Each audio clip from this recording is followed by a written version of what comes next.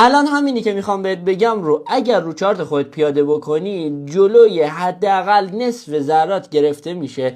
البته داشتیم افرادی که با این نکته تونستن حسابشون تا 50% هم بیشتر رشدش بدن. پس خیلی با دقت نگاه بکن.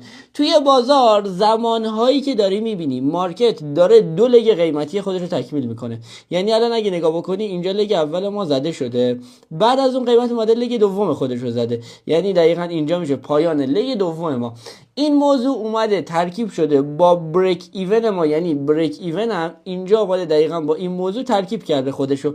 وقتی دو تا المان مهم با هم دیگه ترکیب میشن ما نمیخوایم بگیم اینو قراره بگیریم اولین گاممونه، ما هدفمون اینه که اجازه بدیم قیمت بیاد مجدد برگرده به این نقطه‌ای که داشتیم، یعنی بیادش پولباک خودش رو تکمیل بکنه و بعد از اینکه مجدد برای بار دوم، من اینجا بنویسم برای بار دوم برسه به این ناحیه‌ای که ما اینجا داریم، میتونه خیلی ریزش‌های خوبی رو بهمون بده. یکی از معیارهای بسیار زیبا برای نوشتن استراتژی و برای سناریوی معاملاتی که روی رأس‌ها باشه میتونه این موضوع باشه. یعنی شما میتونید با استفاده از این روش که اجازه بدید برای بار دوم قیمت بیاد پولبک خودش رو به ناحیه پایان دو لگ و اون ترکیبش با بریک ایون اسپایک رو انجام بده، میتونه بهت کمک بکنه که برگشتای خیلی خوبی از قیمت بگیری و بتونی توی مارکت فرصت‌های سودآور رو به راحتی شناسایی بکنی و بتونی به راحتی استفاده رشدش بدی. فقط نکته‌ای که وجود داره چیه؟ استوری ها رو خیلی با دقت نگاه کن، چون داخل استوری ها من کلی از این نکات رو هر روز آموزشش میدم